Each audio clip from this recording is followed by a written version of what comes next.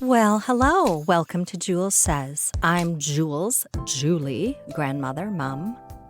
I might have a special guest who's an actual professional on within the next few weeks. I'm not 100% sure whether we're going to be able to make that happen, but I'm happy to give unprofessional advice as long as you understand that I qualify that, and it's life experience only. If my special guest is able to make it, the plan is to talk about jealousy. Not necessarily romantic jealousy, but all kinds of other jealousy, such as sibling jealousy, friend jealousy, jealousy over material possessions. I hope not. There are all kinds of things that we could feel jealous about. But if we get the expert on, we will get a professional perspective. If you have anything you'd like us to talk about, email me at julessays@gmail.com. No promises, fingers crossed. I was actually paid for audiobook royalties from the month of April. Actually, no. I think I had something like $9 sitting in there from earlier months, but they only pay out if you earn over $10. I'm now working on my 4th in the Hannah and Tamar mystery series. I actually have become quite invested in these characters, and also with Alora and her friends in the science fiction mystery series. All these books are suitable for preteens and teens. Maybe try one of my audiobook stories for a summer road trip. I think you can return it if you hate it. But each book has a sample online, so maybe check them out. I guess teen mystery is my vocal genre. Happy Platinum Jubilee to those of you who celebrate the Queen or the monarchy, whether it's our current Queen or not. One of my listeners asked me to talk about my thoughts on the royal family. So, in honor of 70 years of Queen Elizabeth's reign, I shall. Only because I was asked, because normally I just keep these opinions to myself. And the Jubilation has been in the news this past week. Throngs of people dressing up, decorating in a festive way, and celebrating. People do love a day off and a reason to party. To be honest, most of what I know about the monarchy is from the Netflix series The Crown, a handful of documentaries, and from my Modern Irish History University course, which certainly didn't endear the monarchy of that era to someone who is descended, at least partly, from Irish immigrants. But I did grow up in Canada, in Ontario, singing God Save the Queen alongside the Canadian national anthem in school every day. And for whatever reason, I always had a fondness for the Queen. I'm not sure why, but seeing The Crown increased my fondness and respect for her. She's always struck me as very calm, thoughtful, and she does appear to genuinely care about trying to do the right thing, which I respect.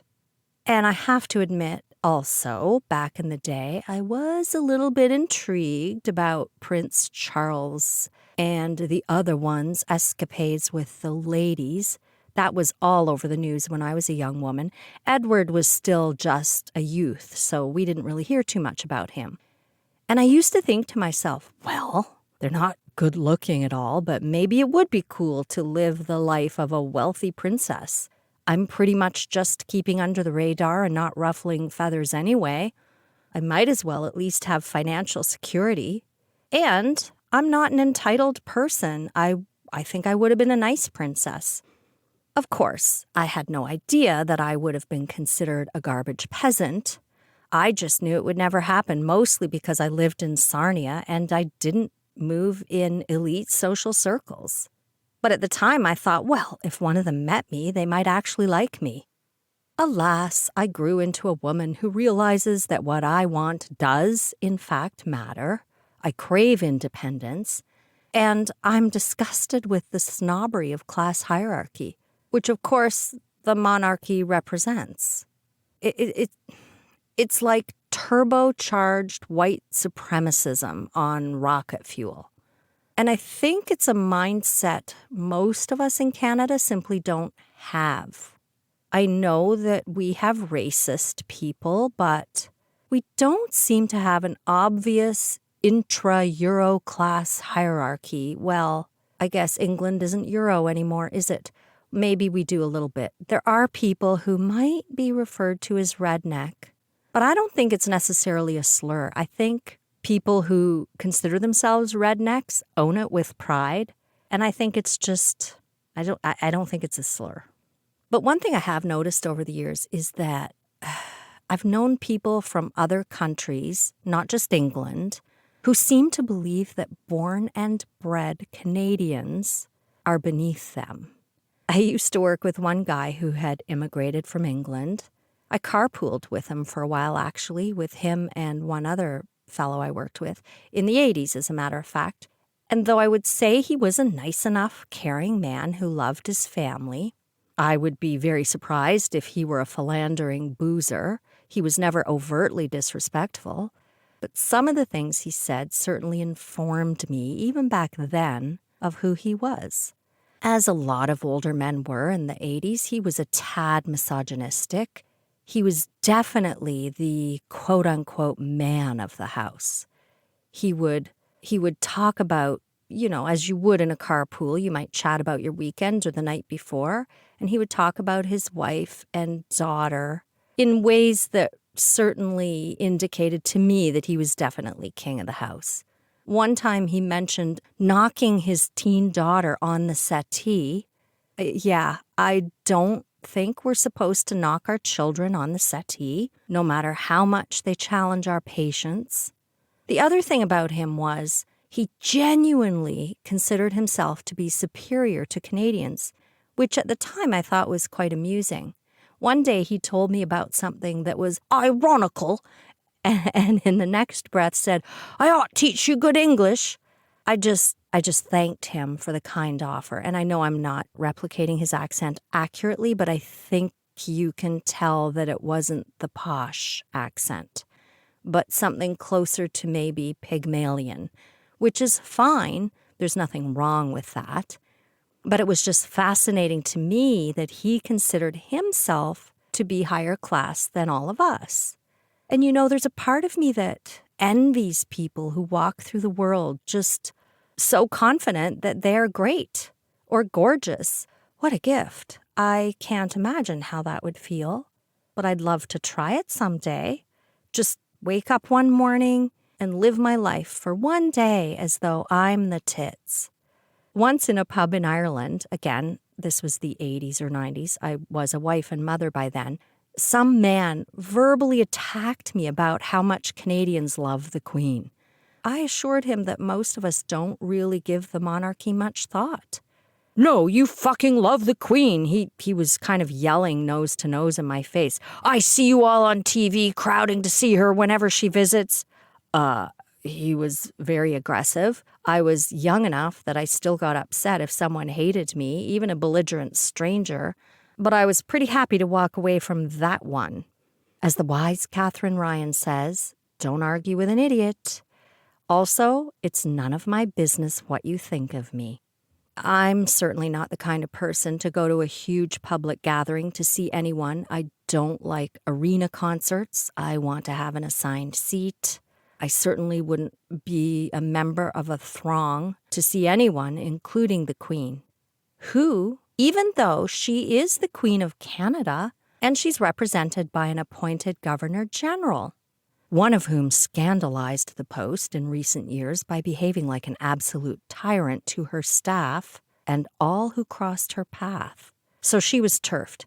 But now we have Her Excellency, the Right Honourable Mary Simon, the first Indigenous GG, a highly accomplished woman, who has attained international recognition for her work on Arctic and Indigenous issues, Inuit rights and culture. But anyway, royalty, the monarchy, does seem completely outdated and a bit ridiculous to me, not to mention a waste of money, and disrespectful to Indigenous Canadians and people of color. They do have a history of not only colonialism but slavery. But these attitudes are changing. Thank God.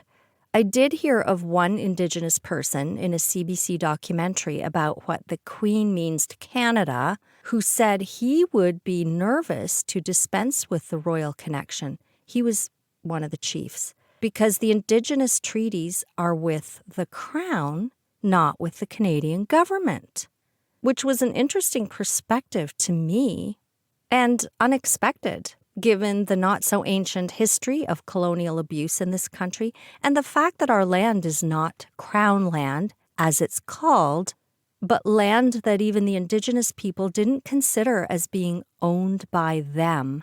I'm probably not articulating this very well, but I believe that their culture considers the land more as a gift to be respected and shared and cared for.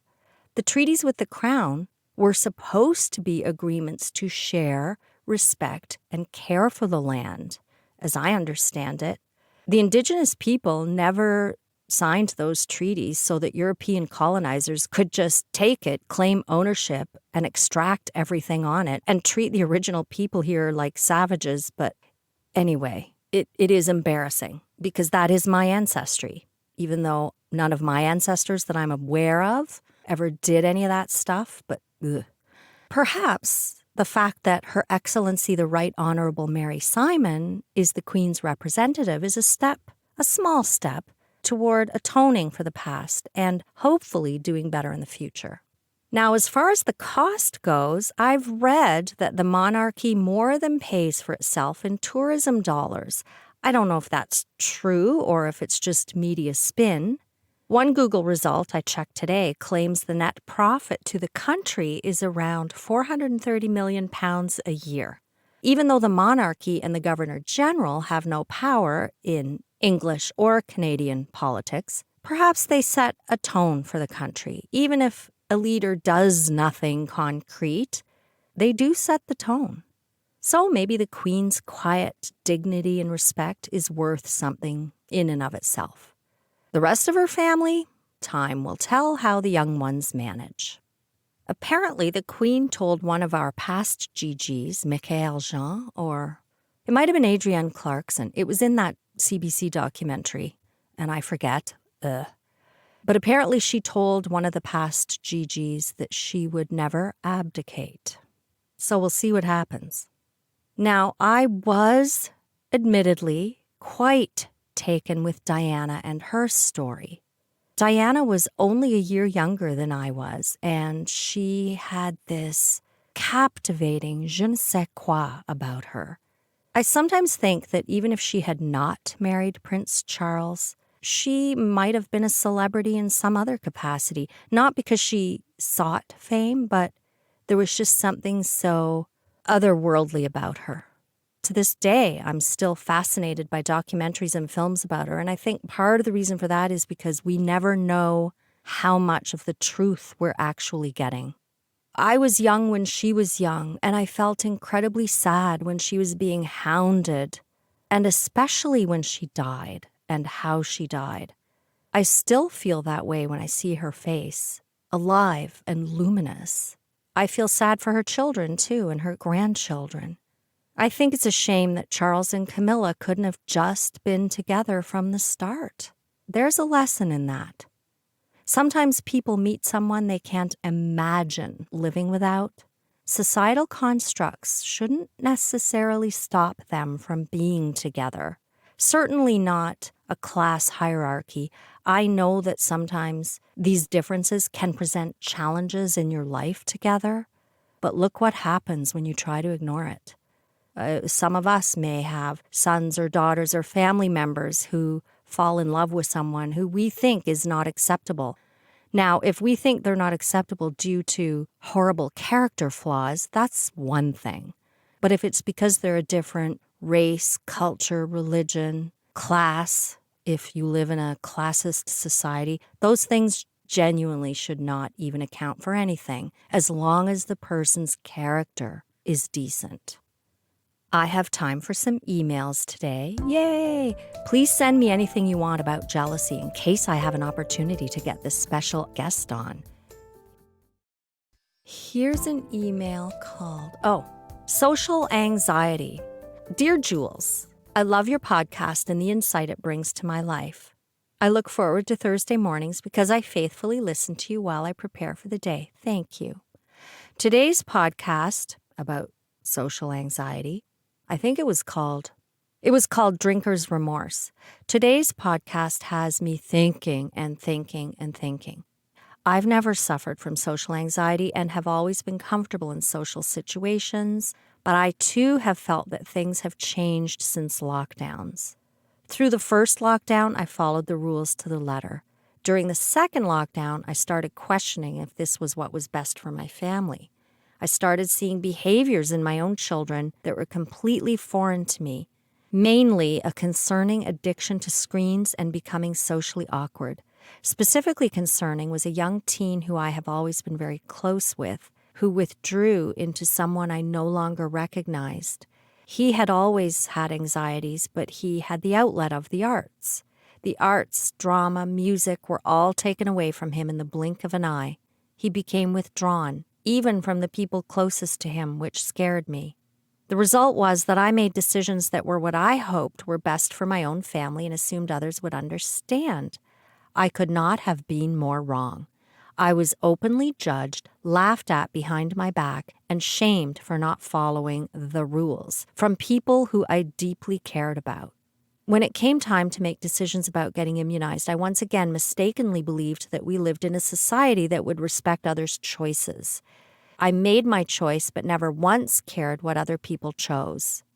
By the way, my choice was to get vaccinated, though I never felt the need to announce it.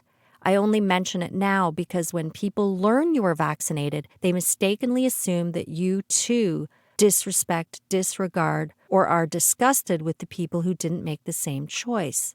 I was involved in some uncomfortable conversations around this issue. I have strong opinions about things, and I have always enjoyed discussing topics with others who have strong opinions, even if they're different from mine. What I was unprepared for was the judgment and finger-pointing that went along with those opinions. Again, some from people I deeply care about. Fast forward, and I'm left with a bit of a lost feeling. I find myself gravitating toward like-minded people who spent 2.5 years not judging anyone for any decision they made, whether it be for gatherings, masks, immunizations. Even though they may have had strong opinions that didn't align with mine, they didn't judge. When I attend a gathering now that includes some of the people who openly judged or publicly shamed, I don't know how to feel. I'm not sure anymore if these are my people. I want these people in my life, but I find myself uncharacteristically quiet around them. I second-guess everything I say because I'm no longer sure that my thoughts or opinions aren't being judged or laughed at the minute I leave. So instead, I choose to stay quiet and avoid any controversial topics. Since this isn't who I am as a person, it makes these gatherings far less enjoyable, as I don't engage in meaningful conversation, just idle small talk. For the first time in my life, I'm now experiencing social anxiety, something I've never dealt with. I guess my question to you is this: how do I move forward from this? There's a lot there.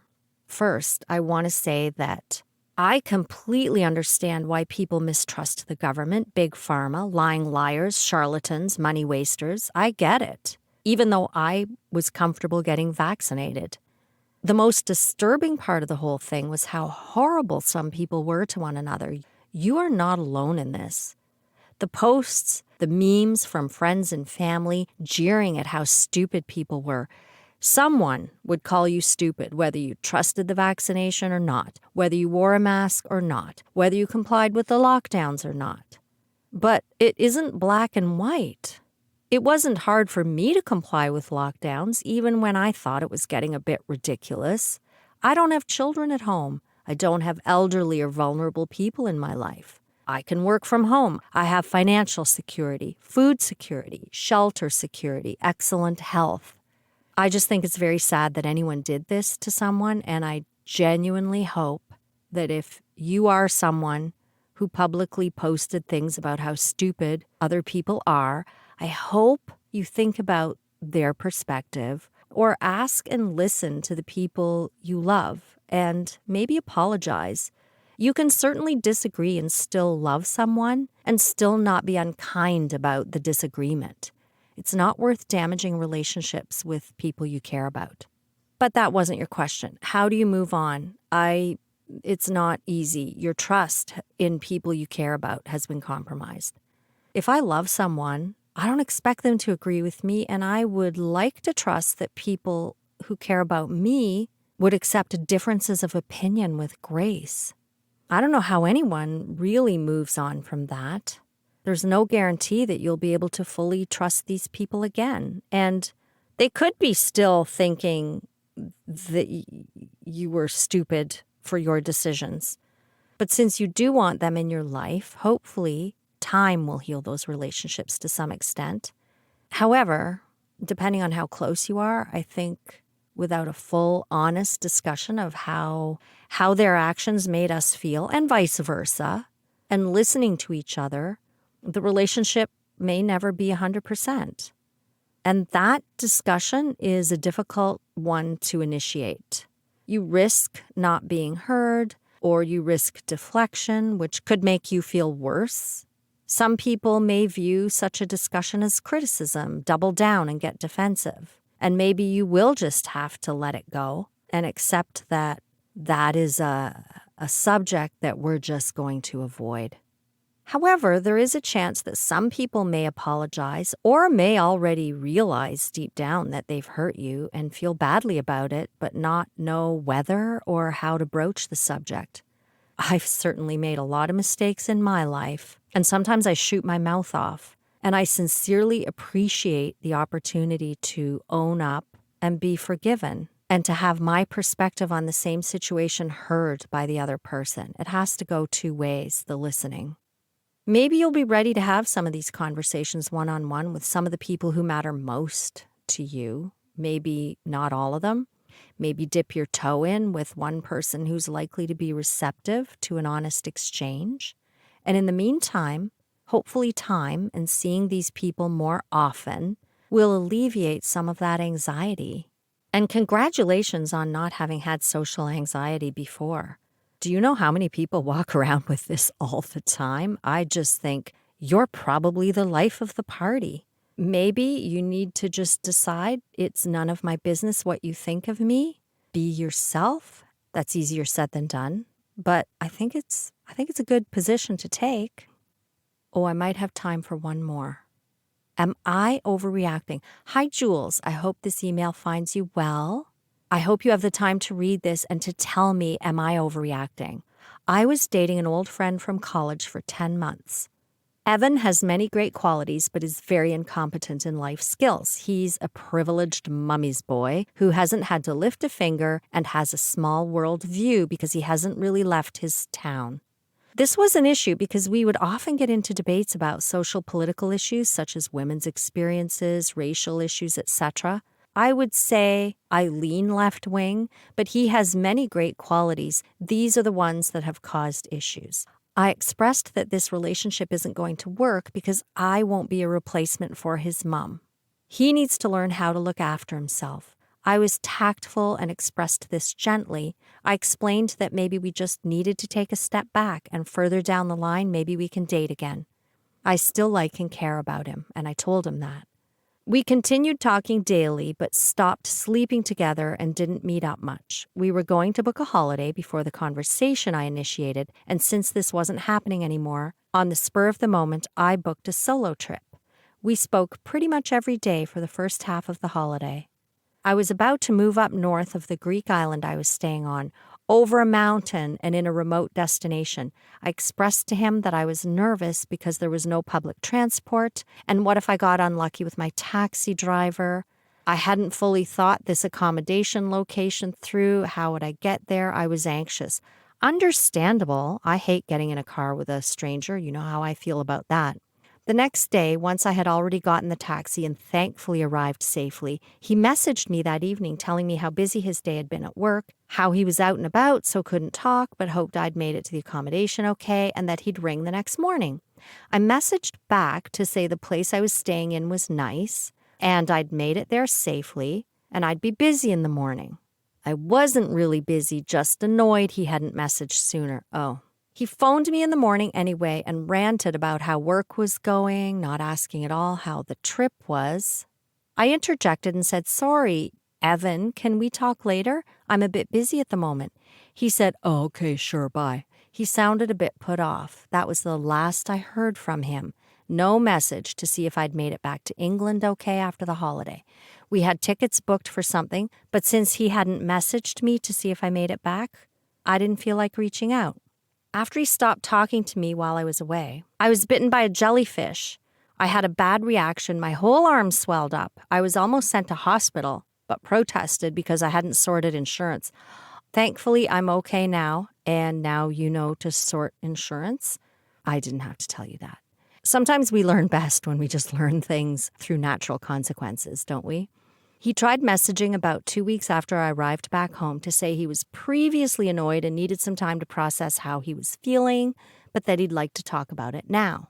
When I saw the message, it made me feel angry. I don't understand why he could have been upset. I'm the one who has reason to be upset.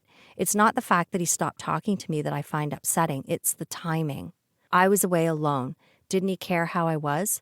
Well, in his mind, he probably thought, well, you chose to go away alone. Do you think I should listen to his side of the story or take this as a sign that he would be a bad life partner and clearly doesn't care about me and continue to have his number blocked? Oh, you've blocked him. Sometimes I think, am I the asshole here? And I can't tell if I've jumped the gun and blocked a dear friend over something petty. Maybe he was a little wrong, but maybe it doesn't warrant blocking. Or maybe I'm right and need to move on because he clearly didn't care or isn't aware of what it's like to be a woman and the dangers we face, even though I've tried to have these conversations with him in the past, only for him to have made me feel like I've overreacted. What are your thoughts? Well, very often these things are not black and white, right or wrong. There's usually nuance. But your last comment in particular did jump out at me. You've tried to have these conversations in the past, only for him to insinuate or say you're overreacting. Whether or not you're overreacting isn't really the point. If you feel something, you don't have to necessarily be right or wrong. Feeling like or being told you're overreacting is kind of an irrelevant judgment. It's not really the point. If you feel something, you feel it, and it sounds as though you calmly try to articulate your feelings. Are you throwing things, hitting him, kicking off with a tantrum? Those behaviors would be a problem, in which case I would recommend therapy or maybe an anger management program. But it seems as though you're not doing that. If someone repeatedly tells you you're overreacting, they're telling you that your feelings are inconsequential to them, and they're gaslighting you. This is how people gaslight us all the time. Oh, you're overreacting.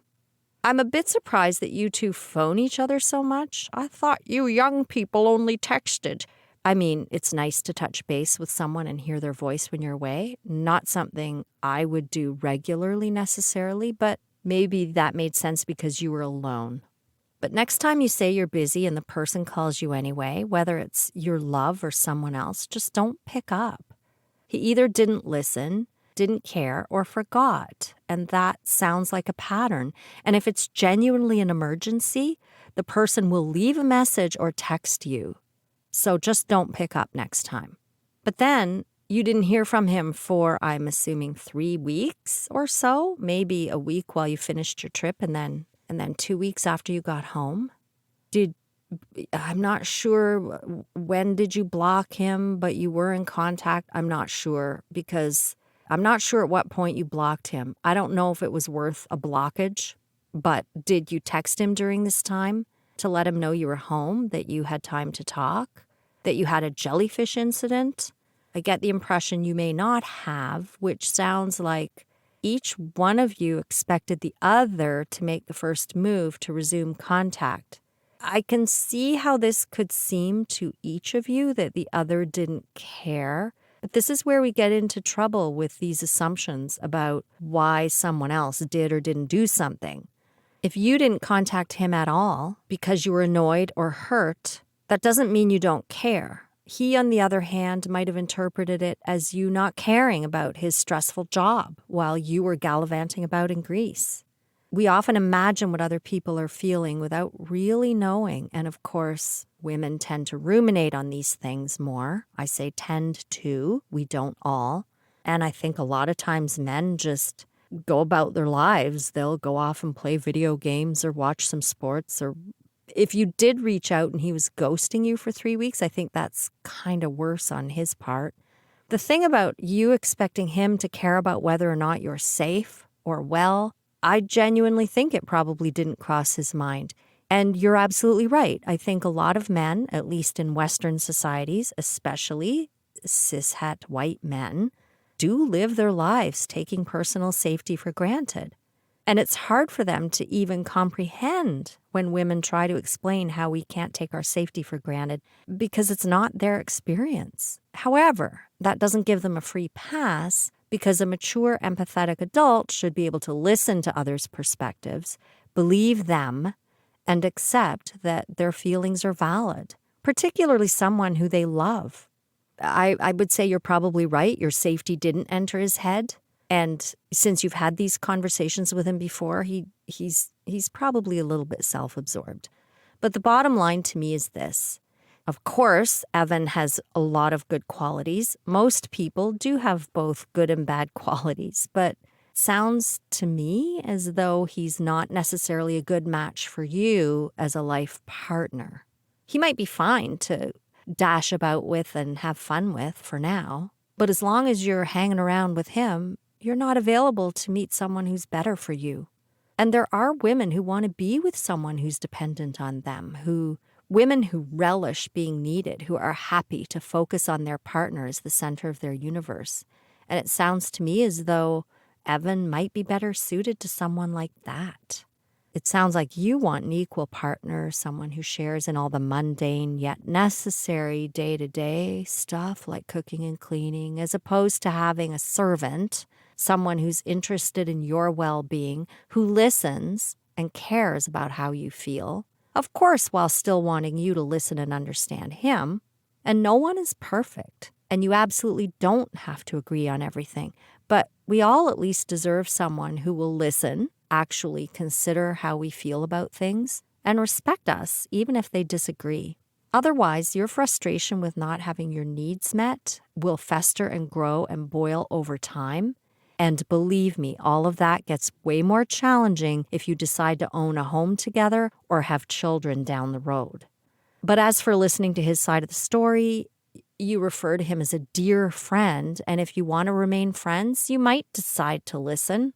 If you do, pay attention to whether he's also willing to listen to how this made you feel. Always remember, if someone is going to lie or what they have to say doesn't matter, then don't bother. So if you're not going to stay friends with him, it doesn't matter. If you want him to be your friend, only you can decide whether you care enough to hear him out. I hope that helps. Let me know what happens. It's a shame that this whole thing put a damper on what sounds like a glorious trip. Thank you for listening. If you have anything you'd like to share or ask, you can email me at julessays@gmail.com. And have a jubilant week.